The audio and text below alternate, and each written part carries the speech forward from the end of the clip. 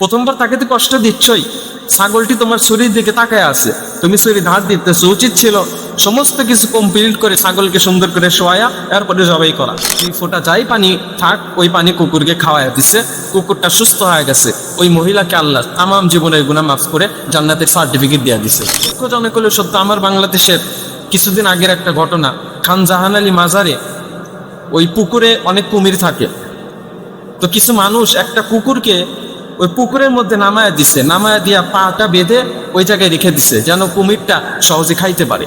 পাশের থেকে কুমির আসতেছে, এটা দেখে কুকুর মায়ার নজরে ওই মানুষদের দিকে তাকাইতেছিল, শুধু তাকাইতেছিল যে আমাকে বাঁচাও। কুকুর বুঝি চিৎকার করে বলতেছিল যে আমাকে একটু আজানের সময় ডাকে, চিৎকার করে আজানের সময়, এজন্য আমরা কুকুরকে খাবার দিই না, এটা ভুল কথা।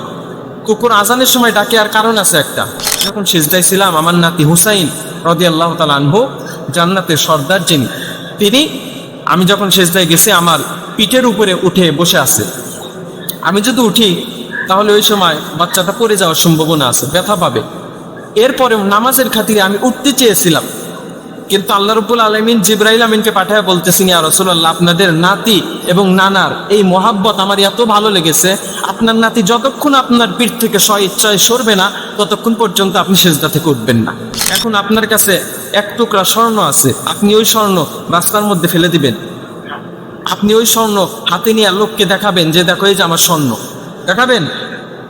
কোনো বুদ্ধিমান মানুষ এটা করবে না। আচ্ছা বলেন তো, ওই স্বর্ণর চাইতে কি একজন নারী দামি নয়? কোনো মা যদি বাচ্চা প্রসব করতে গিয়া দুনিয়ার জমিন থেকে চলে যায়, ইন্তেকাল করে, আল্লাহ রাসূল সাল্লাল্লাহু আলাইহি ওয়াসাল্লাম বলেছেন ওই মাকে আল্লাহ রাব্বুল আলামিন শহীদের মর্যাদা দিয়া জান্নাতে নিয়ে দিবেন। কোনো মা যদি বাচ্চা পেটে থাকা অবস্থায় সারা রাত ঘুমাতে পারে না, ওই মাকে আল্লাহ রাব্বুল আলামিন সারা রাত জেগে জেগে নফল ইবাদতের সওয়াব দিয়া দিবেন। কোনো মা যদি সন্তানকে পেটে রাখা অবস্থায় খাইতে পারে নাই, আল্লাহ রাসূল সাল্লাল্লাহু আলাইহি ওয়াসাল্লাম বলেছেন ওই মাকে আল্লাহ রাব্বুল আলামিন রোজা রাখার সওয়াব দান করে দেবেন। হাত রেখে বলেছি, ইয়া রাসূলুল্লাহ, আপনার আচরণে আমরা মুগ্ধ হয়ে গেছি, আমরা আর মুশরিক থাকতে চাই না, আমাদেরকে কালিমা পড়ায় মুসলমান বানায় দেন। আসলে এই ঘাড় থেকে চামড়া উঠে গেছে, চামড়া উঠে গেছে। পিছন দিক তাকায়া আল্লাহ রাসূল রাগ করেন নাই, পিছন দিকে যখন তাকাইছে ভিক্ষুকে হাত পেতে দিছে। এই অবস্থা দেখে আল্লাহ রাসূল মুস্কি একটা হাসি দেন, এত মহান চরিত্র আমি আল্লাহ কাউকে দেই নাই। আমার নবীর আচরণ কেমন ছিল? 11টা কথা বলবো, খুবই মনোযোগ লাগবে, যে আমার নবী 11টা জীবের সাথে কেমন আচরণ করতেন এটা আমরা বলবো। 1 নাম্বার, প্রাণীদের প্রতি নবীদের আচরণ কেমন ছিল, নবীজি প্রাণীদের সাথে কেমন আচরণ করতেন। 2 নাম্বার, শিশুদের সাথে নবীজির আচরণ কেমন ছিল। 3 নাম্বার, নারীদের সাথে নবীজির আচরণ কেমন ছিল। 4 নাম্বার, সাহাবীদের সাথে নবীজির আচরণ কেমন ছিল। 5 নাম্বার, কর্মচারীদের সাথে নবীজির আচরণ কেমন ছিল। 6 নাম্বার, স্ত্রীদের সাথে নবীজির আচরণ কেমন ছিল। 7 নাম্বার, প্রতিবেশীর সাথে নবীজির আচরণ কেমন ছিল। 8 নাম্বার, যুদ্ধবন্দীদের সাথে নবীজির আচরণ কেমন ছিল। 9 নাম্বার, ভিক্ষুকের সাথে নবীজির আচরণ কেমন ছিল। 10 নাম্বার, এতিমের সাথে নবীজির আচরণ কেমন ছিল। 11 নাম্বার, বেদুইনের সাথে নবীজির আচরণ কেমন ছিল। এই 11টার অনেকগুলো দলিল আছে হাদিস ভিত্তিক, সবগুলা যদি আমি কোরআন দিয়ে বলি হাদিস দিয়ে বলি অনেক সময় লাগবে, 2 থেকে 3 ঘন্টা সময় লাগবে। এই কারণে আমি শুধু বাংলা বলবো, সময় যদি পাই তাহলে 2-1টার গুরুত্বপূর্ণ কিছু আরবি আপনাদেরকে বলবো। তো চলেন, 1 নম্বর যেটা, প্রাণীদের প্রতি নবীদের আচরণ কেমন ছিল, নবীজি প্রাণীদের সাথে কেমন আচরণ করতেন, এটা যদি বুঝতে চান একটা ঘটনা শোনা লাগবে। আল্লাহ রাসূল সাল্লাল্লাহু আলাইহি সাল্লাম যখন হিজরত করে মদিনায় গেলেন, মদিনায় যাওয়ার পরে একটা সাহাবীর খেজুর বাগানের মধ্যে ঢুকলেন নবীজি। অনেক সময় আমরা কোনো বাগান পছন্দ হলে একটু ঘুরে ঘুরে দেখি, তো আল্লাহ নবী এরকম ঘুরে ঘুরে দেখতেছেন, হঠাৎ করে দূর থেকে একটা উট কান্না করতেছে, চোখ দিয়ে পানি পড়তেছে টপ টপ করে। আল্লাহ নবীর কাছে আসলেন, আল্লাহ নবীর কাছে এসে আরো জোরে জোরে কান্না করতেছে, চোখ দিয়ে টপ টপ করে পানি পড়ছে। আল্লাহ নবী মুহাম্মদ রাসূলুল্লাহ সাল্লাল্লাহু আলাইহি সাল্লাম উটের মাথার মধ্যে হাত বুলায়া দিছে, হাত বুলায়া দেওয়ার সাথে সাথে উটের কান্না আল্লাহ রাব্বুল আলামিন বন্ধ করে দিছে।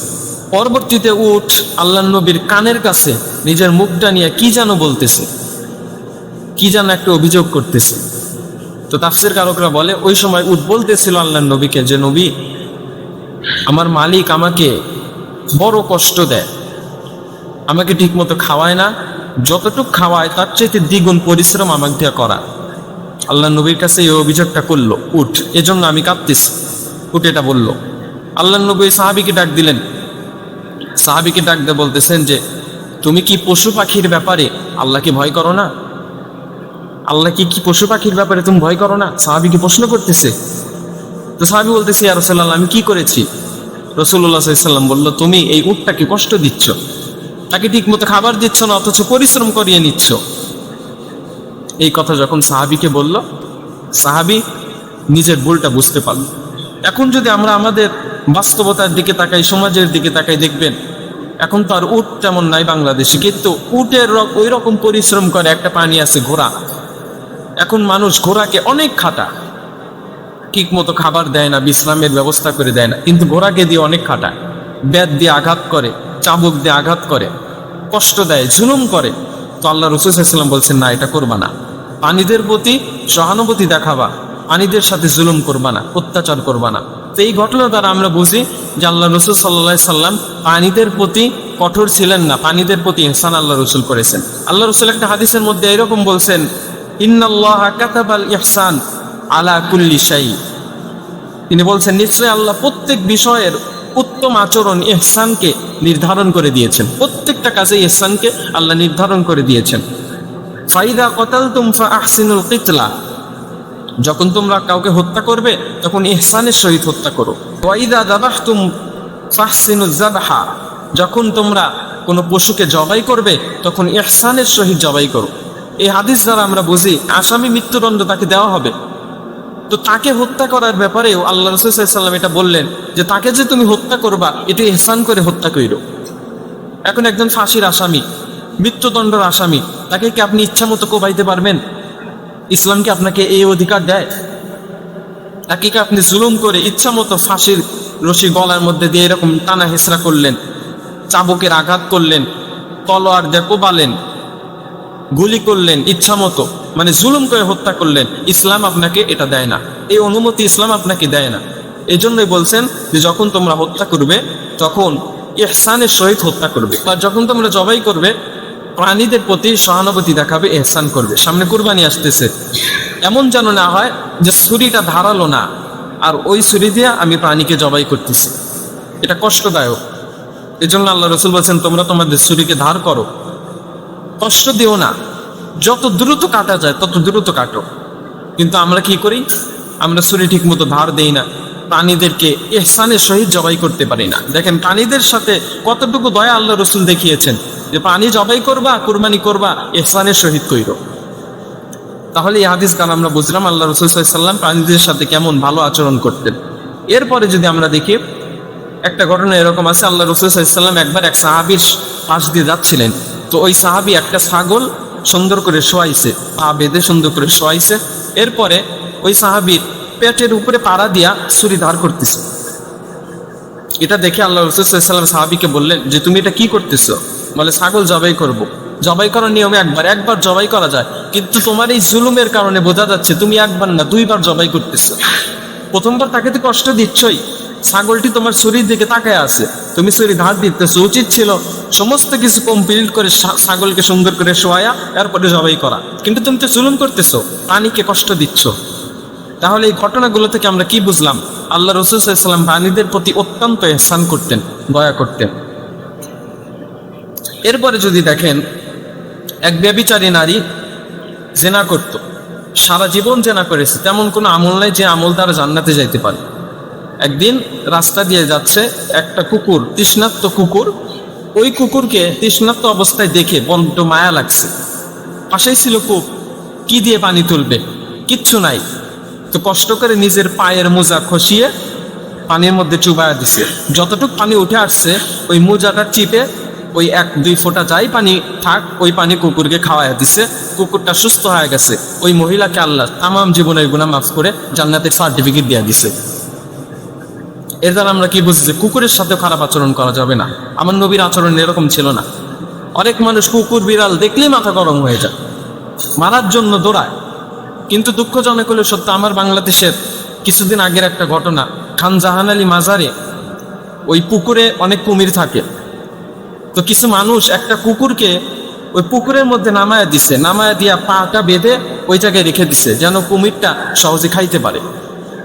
ভিডিওটা অনেকে দেখছেন, ইন্টারনেটে এটা ভাইরাল হয়ে গেছে যে কুকুরটা কি করতেছিল, যখন তাকে বেঁধে ওই জায়গায় রেখে দিচ্ছিল আর পাশের থেকে কুমির আসতেছে, এটা দেখে কুকুর মায়ার নজরে ওই মানুষদের দিকে তাকাইতেছিল, শুধু তাকাইতেছিল যে আমাকে বাঁচাও। কুকুর বুঝি চিৎকার করে বলতেছিল যে আমাকে বাঁচাও। কিন্তু মানুষগুলো কি করছে জানেন, মোবাইল দিয়ে ভিডিও করা শুরু করছে। চাইলে কুকুরটাকে বাঁচাইতে পারতো, কিন্তু কেউ বাঁচায় নাই, মোবাইল দিয়ে ভিডিও করা শুরু করছে। এটা তো মুসলমানের আচরণ হতে পারে না।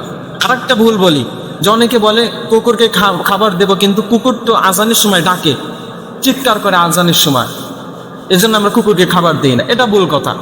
কুকুর আজানের সময় ডাকে আর কারণ আছে একটা, আজান হয়, শয়তান এমন আছে হাদিসের মধ্যে, শয়তান বায়ু ত্যাগ করতে করতে পালায়। আজানের আওয়াজটা, আল্লাহু আকবারের আওয়াজটা শয়তান সহ্য করতে পারে না, এই জন্য পলায়। আমরা তো দেখতে পারি না, কিন্তু কুকুরকে আল্লাহ এমন শক্তি দিয়েছে, কুকুর কবরের আজাব দেখতে পারে। কবরের মধ্যে আজাব হয়, ওই আওয়াজটা কুকুর শুনতে পারে। কোনো জিন রাস্তা দিয়ে যাবে, কুকুর ওটা দেখতে পারে। তো যখন আজান হয়, শয়তান যখন দৌড়িয়ে কুকুরের সামনে দিয়ে পালায়, তখন কুকুর চিৎকার করে। তাহলে আল্লাহ রাসূল সাল্লাল্লাহু আলাইহি ওয়াসাল্লাম প্রাণীদের প্রতি ইহসান করেছেন, ইহসান দেখিয়েছেন। এটা হচ্ছে 1 নাম্বার বললাম। 2 নাম্বার, শিশুদের সাথে নবীজির আচরণ কেমন ছিল? যে আল্লাহ রাসূল সাল্লাল্লাহু আলাইহি ওয়াসাল্লাম শিশুদেরকে আগে আগে সালাম দিতেন। আমরা অনেকে বাচ্চাদেরকে সালাম দিতে চাই না, লজ্জা পাই, যে বাচ্চা আমাকে সালাম দেবে, আমি কেন বাচ্চাকে সালাম দেব? আমরা অনেকে এটা ভাবি। কিন্তু আল্লাহ রাসূল সাল্লাল্লাহু আলাইহি ওয়াসাল্লাম শিশুদেরকে সালাম দিতেন, আগে আগে সালাম দিতেন। এরপরে বাচ্চাদেরকে দেখলে বাচ্চাদের খেলার মধ্যে মিশে যাইতেন। এটা একটা হাদিস। আর একটা হাদিস, নবীজি সাল্লাল্লাহু আলাইহি ওয়াসাল্লাম বাচ্চাদেরকে কোলে নিতেন, ছোট ছোট বাচ্চাদেরকে আল্লাহ রাসূল কোলে নিতেন। এমন বর্ণনায় পাওয়া যায় যে বাচ্চাকে কোলে নিয়েছেন রসুল, আর ওই বাচ্চা আল্লাহ রসুলের শরীরে পেশাব করে দিয়েছেন, এমন বর্ণনায় পাওয়া যায়। আল্লাহ রসুল রাগ করেন নাই। এরপরে নবীজি বাচ্চাদেরকে গালে হাত দিতেন। আল্লাহ রসুল সাল্লাল্লাহু আলাইহি ওয়াসাল্লাম একবার নামাজে সেজদারত অবস্থায় আছেন, ওই দিন সেজদাটা অনেক লম্বা করছেন, অন্য দিনের চাইতে ওই দিন সেজদা বিশাল লম্বা করে ফেলেছেন। সাহাবীরা নামাজ পড়লে জিজ্ঞেস করলি, ইয়া রাসূলুল্লাহ, নামাজে এত লম্বা সেজদা কোনোদিন তো দেন নাই, আজ কেন দিলেন? যে আমি যখন সেজদায় ছিলাম, আমার নাতি হুসাইন রাদিয়াল্লাহু তাআলা আনহু, জান্নাতের সর্দার যিনি, তিনি, আমি যখন সেজদায় গেছি আমার পিঠের উপরে উঠে বসে আছে। আমি যদি উঠি তাহলে ওই সময় বাচ্চাটা পড়ে যাওয়ার সম্ভাবনা আছে, ব্যথা পাবে। এরপরে নামাজের খাতিরে আমি উঠতে চেয়েছিলাম, কিন্তু আল্লাহ রাব্বুল আলামিন জিবরাইল আমিনকে পাঠায় বলতেছেন, ইয়া রাসূলুল্লাহ, আপনাদের নাতি এবং নানার এই মহাব্বত আমার এত ভালো লেগেছে, আপনার নাতি যতক্ষণ আপনার পিঠ থেকে স্বইচ্ছায় সরবে না, ততক্ষণ পর্যন্ত আপনি সেজদা থেকে উঠবেন না। আল্লাহ রসুল ওঠেন নাই। তাহলে বাচ্চাদের সাথে আল্লাহ রসুলের আচরণ এরকম মধুর ছিল। 3 নাম্বার, নারীদের সাথে নবীজির আচরণ কেমন ছিল? মহিলাদের সাথে, নারীদের সাথে নবীজির আচরণ কেমন ছিল? একটা হাদিস দ্বারা আমরা বুঝি, আদ-দুনিয়া কুল্লুহা মাতা ওয়া খায়রু মাতা'id দুনিয়া আল মারআতুস সালিহা। আল্লাহ রাসূল সাল্লাল্লাহু আলাইহি ওয়াসাল্লাম বলেছেন, দুনিয়াতে যা আছে সবকিছু সম্পদ, সবকিছুই দামি, তবে তার মধ্যে উত্তম দামি যেই জিনিস, উত্তম সম্পদ যেই জিনিস, সেটা হচ্ছে একজন নেককার নারী। সুবহানাল্লাহ বলে। একটা নেককার নারী উত্তম, কারণ ওই নারীর পেট থেকে নবীরা জন্ম নিয়েছে, নারীর পেট থেকে ওলিরা জন্ম নিয়েছে, নারীর পেট থেকে ইমামে আজম আবু হানিফা জন্ম নিয়েছে, ইমামে শাফি জন্ম নিয়েছে, আহমদ ইবনে হাম্বল জন্ম নিয়েছে, ইমাম মালিক জন্ম নিয়েছে, বিভিন্ন নবী রাসূলগণ প্রত্যেকে, আমরা যারা এখানে আছি, আমরা কি নারীর পেট থেকে জন্ম নেই নাই? যেই দুনিয়ার জমিনে আসছে ওই ব্যক্তি নারীর পেট থেকে আসছে। আল্লাহ রাসূল সাল্লাল্লাহু আলাইহি ওয়াসাল্লাম উত্তম সম্পদ বলে ঘোষণা করেছেন, উত্তম সম্পদ। এখন আপনার কাছে 1 টুকরা স্বর্ণ আছে, আপনি ওই স্বর্ণ রাস্তার মধ্যে ফেলে দিবেন? আপনি ওই স্বর্ণ হাতে নিয়ে লোককে দেখাবেন যে দেখো এই যে আমার স্বর্ণ? দেখাবেন? কোনো বুদ্ধিমান মানুষ এটা করবে না। আচ্ছা বলেন তো, ওই স্বর্ণর চাইতে কি একজন নারী দামি নয়? আল্লাহ রসুলের কথা যদি সত্য হয়ে থাকে, নিশ্চিত একবারে 100% একজন নারী স্বর্ণর চাইতে দামি, দুনিয়ার চাইতে দামি, আসমানের চাইতে দামি, হীরামণি মুক্তার চাইতে দামি একজন নারী। আর নারীকে আল্লাহ রাসূল সাল্লাল্লাহু আলাইহি ওয়াসাল্লাম সম্মানিত করেছে, আর ওই নারীকে আপনি বেপরদাহীনভাবে রাস্তা দিয়ে চলাফেরা করেন। আরে একটা কলা, সামান্য কলাও তো ভালো রাখার জন্য যদি খোসা না থাকে, কলার মূল্য থাকে না। আর নারী পর্দা ছাড়া মূল্য থাকে কিভাবে? যদিও নারী চিন্তা করে যে আমি বেপরদায় রাস্তা দিয়ে চলি, মানুষ আমার দিকে তাকায়, মানুষ আমাকে দেখে, আল্লাহর কসম এতে মানুষ আপনাকে ভালো নজরে দেখে না, খারাপ নজরেই দেখে। এজন্য প্রত্যেকটা স্বামীর উচিত স্ত্রীকে পর্দায় রাখা, কারণ আপনার স্ত্রী সবচেয়ে দামি আল্লাহ রসুলের ভাষা। নবীজি নারীদেরকে এত সম্মান দিয়েছেন, এত ইহসান করেছেন। নবীজি বলেছেন, হুমা জান্নাতুকা ওয়া নারুকা, মায়ের পায়ের নিচে সন্তানের বেহেশত। এরপরে যদি আমরা দেখি, কোনো মা যদি বাচ্চা প্রসব করতে গিয়া দুনিয়ার জমিন থেকে চলে যায়, ইন্তেকাল করে, আল্লাহ রাসূল সাল্লাল্লাহু আলাইহি ওয়াসাল্লাম বলেছেন ওই মাকে আল্লাহ রাব্বুল আলামিন শহীদের মর্যাদা দিয়া জান্নাতে নিয়ে দিবেন। কোনো মা যদি বাচ্চা পেটে থাকা অবস্থায় সারা রাত ঘুমাতে পারে না, ওই মাকে আল্লাহ রাব্বুল আলামিন সারা রাত জেগে জেগে নফল ইবাদতের সওয়াব দিয়া দেবেন। কোনো মা যদি সন্তানকে পেটে রাখা অবস্থায় খাইতে পারে নাই, আল্লাহ রাসূল সাল্লাল্লাহু আলাইহি ওয়াসাল্লাম বলেছেন ওই মাকে আল্লাহ রাব্বুল আলামিন রোজা রাখার সওয়াব দান করে দেবেন। তাহলে দেখেন আল্লাহ রসুল নারীদেরকে কেমন সম্মান করেছেন, তাদের মর্যাদা কত আল্লাহ রসুল বলেছেন। এরপরে আল্লাহ রসুল সাল্লাল্লাহু আলাইহি ওয়াসাল্লাম বলেছেন আল্লাহ যাকে একটা কন্যা সন্তান দেবে তাকে আল্লাহ রাব্বুল আলামিন দুনিয়াতেই একটা জান্নাতের মালিক বানায় দেবে। যার দুইটা কন্যা সন্তান দুইটা জান্নাতের মালিক, তিনটা কন্যা সন্তান তিনটা কন্যা সন্তান যদি কারো থাকে তিনটা জান্নাতের মালিক আল্লাহ তাকে বানায় দেবেন। আমরা অনেকে কন্যা সন্তান হলে মুখ বেজার করি, কাউকে বলতে চাই না। ছেলে সন্তান হলে যতটা খুশি হই, মেয়ে সন্তান হলে ততটা খুশি হই না, এটা ভুল। আল্লাহ রসুল সাল্লাল্লাহু আলাইহি ওয়াসাল্লামের কিন্তু মেয়েই বেঁচে ছিলেন, আল্লাহ রসুল নারীকেই সম্মানিত করেছেন। এই জন্য আমরা যদি মেয়ে হয় আমরা তাকে মর্যাদা দেব, তাকে মানুষের মতো মানুষ বানাবো, তাকে সুপাত্রের সাথে বিবাহ দেব, আল্লাহ রাব্বুল আলামিন আপনার নামটা জান্নাতের খাতার মধ্যে লিখে দিবেন। 4 নাম্বার, আল্লাহ রসুল সাল্লাল্লাহু আলাইহি ওয়াসাল্লাম সাহাবীদের সাথে কেমন আচরণ করতেন। একটা বর্ণনা এমন পাওয়া যায় নবীজি সাল্লাল্লাহু আলাইহি ওয়াসাল্লাম সাহাবীদেরকে নাম ধরে ডাকতেন। কেমন নাম ধরে ডাকতেন? বলতেন আইনা আবু বকর, আবু বকর কোথায়? আইনা ওমর, ওমর কোথায়? আবু বকর এদিকে আসো, বেলাল এদিকে আসো, বেলাল আজান দেয় না কেন? এরকম আল্লাহ রসুল নাম ধরে ধরে ডাকতেন সাহাবীদেরকে, বড় মহাব্বত করতেন, সম্মান করতেন, সাহাবীদেরকেই তিনি সম্মান করতেন। এরপরে আল্লাহ রসুল সাল্লাল্লাহু আলাইহি ওয়াসাল্লাম পরামর্শ গ্রহণ করতেন সাহাবীদের থেকে। একটা কাজ করবেন পরামর্শ করতে হবে, এটা আল্লাহ রসুলের শিক্ষা। অনেক নেতা আছে কর্মীদের সাথে পরামর্শ ছাড়াই টিকলাক দেওয়া দেয়, কোনো পরামর্শ নাই কর্মীদের সাথে, কোনো পরামর্শ নাই, এই কোনটা করলে ভালো হবে কোনটা করলে খারাপ হবে কিচ্ছু নাই, ভালো মন্দ যাচাই নাই, নিজে নিজেই সিদ্ধান্ত দিয়ে দেয়। কিন্তু আল্লাহ রসুল তা করতেন না, আল্লাহ রসুল পরামর্শ ভিত্তিক কাজ করতেন। এইরকম একটা হাদিস আছে সালমান ফারসি রাদিয়াল্লাহু তাআলা আনহুর পরামর্শে আল্লাহ রসুল সাল্লাল্লাহু আলাইহি ওয়াসাল্লাম খন্দকের যুদ্ধে পরীক্ষা খনন করেছিলেন। মানে খন্দকের যুদ্ধে আল্লাহ রসুল সাল্লাল্লাহু আলাইহি ওয়াসাল্লাম হযরত সালমান ফারসি রাদিয়াল্লাহু তাআলা আনহুর পরামর্শ গ্রহণ করেছিলেন। আল্লাহ রসুল সাল্লাল্লাহু আলাইহি ওয়াসাল্লাম সাহাবীদেরকে সহযোগিতা করতেন। খন্দকের যুদ্ধে সাহাবীদেরকে দিয়ে শুধু খনন করিয়েছেন এমন বর্ণনা পাওয়া যায় না, আল্লাহ রসুল নিজেও সাহাবীদের সাথে হাত মিলিয়ে খনন করেছেন। আমাদের নেতারা পায়ের উপর পা তুলে বসে থাকে কর্মীদেরকে দেয়া খাটা, কিন্তু আল্লাহ রসুলের আচরণ এমন ছিল না, আল্লাহ রসুলের চরিত্র এমন ছিল না। আল্লাহ রসুল সাহাবীদেরকে কাজের অর্ডার দিতেন, আবার নিজেও কাজ করতেন। আল্লাহ রসুল সাহাবীদের ভুল হলে ক্ষমা করে দিতেন। কোনো সাহাবী যদি অন্যায় করে ফেলতো, ভুল করে ফেলতো, আল্লাহ রসুল তাকে সুন্দরভাবে বুঝাতেন, বুঝিয়ে আল্লাহ রসুল সাল্লাল্লাহু আলাইহি ওয়াসাল্লাম তাকে ক্ষমা করে দিতেন। এরপরে আল্লাহ রসুল সাল্লাল্লাহু আলাইহি ওয়াসাল্লাম সাহাবীদের সাথে ভালোবাসা প্রকাশ করতেন। আল্লাহ রসুল বলতেন যে আমি অমুক সাহাবীকে ভালোবাসি, আমি অমুককে বেশি ভালোবাসি, অমুককে এই জন্য ভালোবাসি, এরকমভাবে ভালোবাসা আল্লাহ রসুল সাল্লাল্লাহু আলাইহি ওয়াসাল্লাম প্রকাশ করতেন।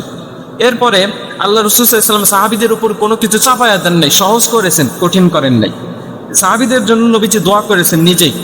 হযরতে আব্দুল্লাহ ইবনে আব্বাস রাদিয়াল্লাহু তাআলা আনহু, তার নাম শুনেছেন, তিনি সবচাইতে বড় মুফাসসির। তো একদিন আল্লাহ রসুল সাল্লাল্লাহু আলাইহি ওয়াসাল্লাম ওয়াশরুমে গেছেন, ওয়াশরুম সেরে বাহিরে আসছেন, আসার পরে দেখতেছেন লোটার মধ্যে পানি রাখা, অজুর পানি রাখা। তো আল্লাহ রসুল সাল্লাল্লাহু আলাইহি ওয়াসাল্লাম বললেন এখানে পানি রাখলো কে? এই বুদ্ধিটা কার? অনেক সাহাবী ছিল সেখানে, সে বলল ছোট্ট আব্দুল্লাহ এই কাজটা, আপনার ছোট্ট আব্দুল্লাহ এই কাজটি করেছে।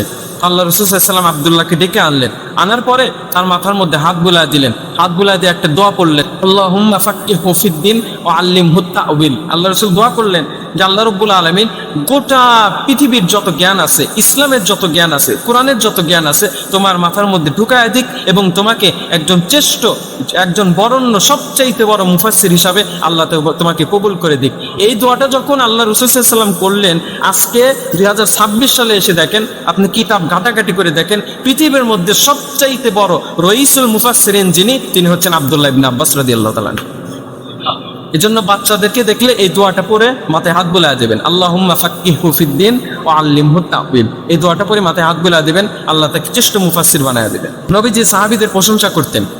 কি প্রশংসা করতেন? আল্লাহ রাসূল বলতেন, আমরা খুতবার মধ্যে পড়ি, আরহাম উম্মতি বি উম্মতি আবু বকর ওয়া আশাদ্দুহুম ফি আমরিল্লাহি ওমর ওয়া আসদাকুহুম হায়ান ওসমান ওয়া আকদাহুম আলী। আল্লাহ রাসূল বলতেন, আমার উম্মতের মধ্যে সবচাইতে নরম দিল যার ছিল তিনি হচ্ছেন আবু বকর, সবচাইতে কঠিন ওমর, সবচাইতে দানবীর ওসমান, এবং সবচাইতে জ্ঞানের ভান্ডার যিনি, তিনি হলেন আলী। এরকম ভাবে আল্লাহ রাসূল সাল্লাল্লাহু আলাইহি ওয়াসাল্লাম সাহাবীদের কাজের প্রশংসা করতেন। 5 নাম্বার, আল্লাহ রাসূল সাল্লাল্লাহু আলাইহি ওয়াসাল্লাম কর্মচারীদের সাথে কেমন আচরণ করতেন, এটা দেখেন। আল্লাহ রসুল কখনো কোনো কর্মচারীকে কষ্ট দেন নাই, কখনো কোনো কর্মচারীকে কষ্ট দেন নাই। হযরত আনাস রাদিয়াল্লাহু তাআলা আনহু বলে, আমি 10 বছর রসুলের খেদমত করেছি, কোনোদিন আল্লাহ রসুল বলে নাই আনাস এই কাজটা কেন করলা আর এই কাজটা কেন করলা না, কোনোদিন বলে নাই। একদিন আল্লাহ রসুল একটা জিনিস আমাকে আনতে বলেছিল, তো আমি ভুলে গেছি, আমি বাচ্চাদের সাথে খেলা দেখতে দেখতে আমি ওখানে খেলা দেখতেছি, আমার আর মনে নাই। তো আল্লাহ রসুল অনেকক্ষণ পরে ওই জায়গার মধ্যে আমাকে খুঁজতে খুঁজতে খুঁজতে খুঁজতে ওই জায়গায় গেছে, যাওয়ার পরে দেখে আমি ওখানে খেলাধুলা দেখতেছি। তো আল্লাহ রসুল আমাকে ধমকও দেন নাই, কাল মন্দেও কাট নাই, আমাকে একটু করুণার দৃষ্টিতে আমার কানটা আস্তে করে একটু মজা করে ধরে আমাকে বাসায় নিয়ে আসছে। আনাস রাদিয়াল্লাহু তাআলা বলে, কোনোদিন আমার নবী আমাকে একটা গালিও দেয় নাই, একটা মুখ খারাপও করে নাই। চোখটা যে বড় করার কথা, চোখটা যে লাল হওয়ার কথা, এটাও আল্লাহ রসুল সাল্লাল্লাহু আলাইহি ওয়াসাল্লাম কোনোদিন করেন নাই। এটা ছিল আমার নবীর আচরণ কর্মচারীদের প্রতি। এরপরে আল্লাহ রসুল সাল্লাল্লাহু আলাইহি ওয়াসাল্লাম কর্মচারীদের ভুল হলে আল্লাহ রসুল সাল্লাল্লাহু আলাইহি ওয়াসাল্লাম ক্ষমা করে দিতেন, শাস্তি দিতেন না।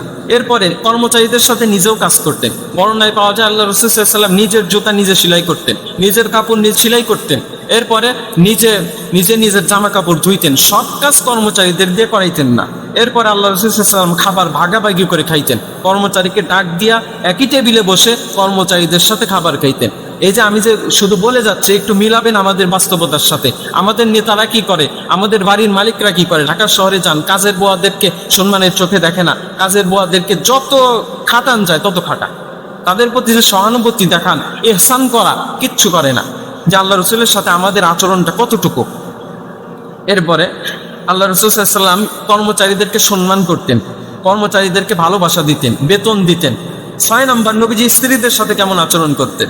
নবীজি স্ত্রীদেরকে সর্বপ্রথম সালাম দিতেন, বাড়িতে গিয়েই সালাম দিতেন স্ত্রীদেরকে। আমরা কয়জন দেই?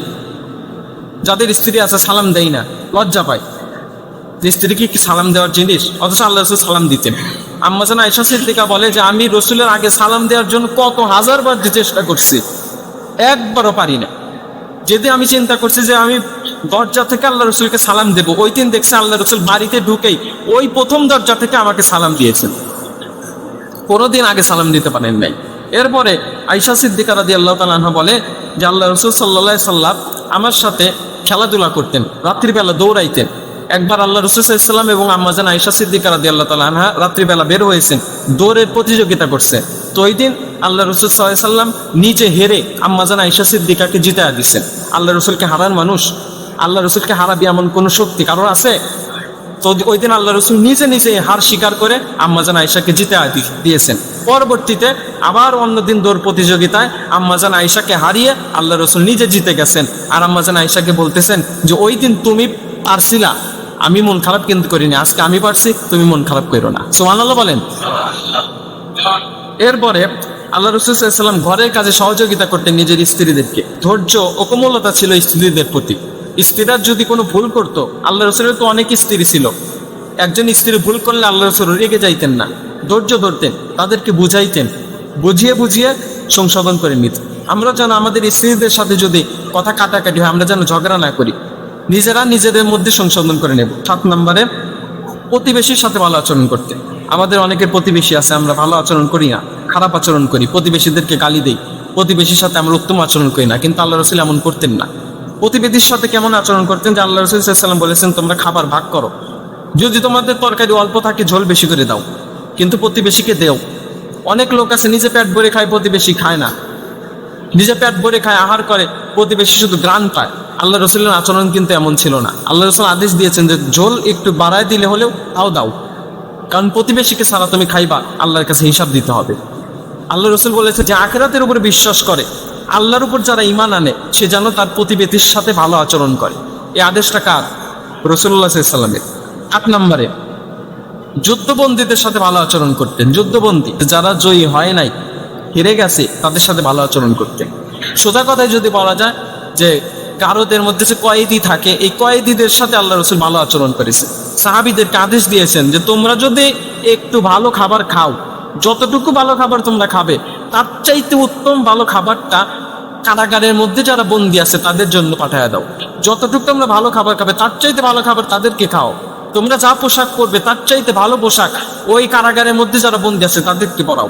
এমনও ঘটনা আছে যে আল্লাহ রসুলের এই ইহসান দেখে, এই দয়া দেখে যারা কারাগারের মধ্যে বন্দী ছিল, ওই সমস্ত বন্দীরা আল্লাহ রসুলের হাতে হাত রেখে বলেছে, ইয়া রাসূলুল্লাহ, আপনার আচরণে আমরা মুগ্ধ হয়ে গেছি, আমরা আর থাকতে চাই না, আমাদেরকে কালিমা পড়ায় মুসলমান বানায় দেয়। এটা ছিল আল্লাহ রসুলের আচরণ কারাবন্দীদের সাথে। অনেক হাদিস আছে, অতগুলো বলছি না, একটা করে বলছি। এরপরে আল্লাহ রসুল সাল্লাল্লাহু আলাইহি ওয়াসাল্লাম ভিক্ষুকের সাথে কেমন আচরণ করতেন। এমন বর্ণনায় পাওয়া যায় যে আল্লাহ রসুল সাল্লাল্লাহু আলাইহি ওয়াসাল্লাম কোনোদিন কোনো ভিক্ষুককে খালি হাতে ফেরত দিয়েছে, এমন বর্ণনা পাওয়া যায় না। পরামর্শ দিয়ে হলেও, একটু দয়া করে হলেও আল্লাহ রসুল সাল্লাল্লাহু আলাইহি ওয়াসাল্লাম ভিক্ষুকের সাথে ভালো আচরণ করতেন। কোনোদিন রাগ করেন নাই, খালি হাতে কোনোদিন ফেরায় দেয়নি। একদিন এক ভিক্ষুক আসছে আল্লাহ রসুলের কাছে, এসে বলতেছে, ইয়া রাসূলুল্লাহ, আমাকে কিছু দেন। আল্লাহ রসুলের কাছে কিচ্ছু নাই। তো ওই সময় আল্লাহ রসুল বললো, তোমার বাড়িতে কি আছে? বলে, একটা কম্বল আছে, কিছু খাতা বালিশ আছে, কিছু আসবাবপত্র আছে, বলে ওগুলা নিয়ে আসো। ওগুলো আনা হলো। ওগুলা বিক্রি করে আল্লাহ রসুল একটা কুড়াল কিনে দিলেন, কুঠার, ওটা কিনে দিলেন আর বললেন, যাও পরিশ্রম করে খাও, ভিক্ষা করে খাওয়া ইসলামের শোভা পায় না, তুমি পরিশ্রম করে খাও। এই কুড়াল কিনে দিয়েছে, এই কুড়াল দিয়ে কাঠ ফাটাবা আর ওটা বিক্রি করে তুমি চলবা। আরেকবার কি হয়েছে, আল্লাহ রসুল সাল্লাল্লাহু আলাইহি ওয়াসাল্লামের কাছে এক ভিক্ষুক আসছে, একটা জামা, শরীরের মধ্যে একটা জামা। আল্লাহ রসুলের এমন দয়ার শরীর, জামা খুলে দিছে, খুলে দিয়ে এখন কি পরবে, পরার মতো কিচ্ছু নাই। ইয়া রাসূলুল্লাহ, আল্লাহ আমাকে পাঠাইছে আপনার কাছে, আল্লাহ বলছে যদি দুইটা থাকে একটা দিও, কিন্তু আপনার কাছে আছেই তো একটা, আপনি একটা দিতে গেলেন কেন? না দিলেও পারতেন। আল্লাহ রসুল এমন দয়ালু ছিল যে একটা আছে, এরপরেও দিয়ে দিছে। এরপরে আল্লাহ রসুল সাল্লাল্লাহু আলাইহি ওয়াসাল্লাম রাস্তাতে হাঁটতেছেন, অনেক সাহাবী আল্লাহ রসুলের সাথে আছে। একজন ভিক্ষুক পিছন দিক থেকে এসে আল্লাহ রসুলের একটা চাদর ধরে টান দিছে। ওই চাদরটা ছিল এমন যে ওই নকশা করা ছিল, নকশা কিন্তু ধারালো হয়, শীতের মধ্যে অনেকে চাদর পরে, নকশা থাকে, নকশা ধারালো হয়। তো আল্লাহ রসুলের এই ঘাড় থেকে চামড়া উঠে গেছে,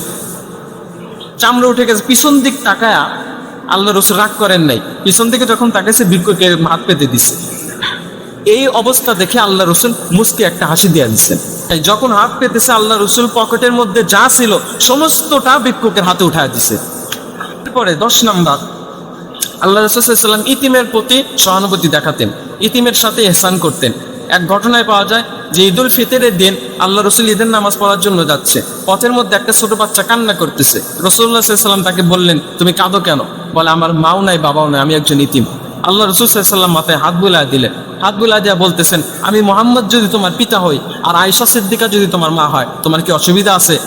ওই ব্যক্তি, ছোট্ট বাচ্চা বলতেছে, আপনি যদি আমার পিতা হন আর আয়েশা সিদ্দিকা রাদিয়াল্লাহু তাআলা আনহা যদি আমার মা হয়, এর চাইতে বড় সৌভাগ্য আমার আর কিচ্ছু নাই। আল্লাহু আকবার, এর চাইতে বড় সৌভাগ্য আর কিচ্ছু নাই। তো আল্লাহ রসুল ঈদের নামাজ পড়িয়ে বাচ্চাটিকে নিয়ে আম্মাজান আয়েশা সিদ্দিকার কাছে গেছে, যা বলতেছে, আয়েশা দেখো, আল্লাহ রাব্বুল আলামিন পবিত্র ঈদুল ফিতরের দিনে তোমার জন্য দুনিয়া এবং আসমানের মধ্যে যত সম্পদ আছে তার চাইতে উত্তম সম্পদ আল্লাহ রাব্বুল আলামিন আমাদেরকে উপহার দিয়েছে।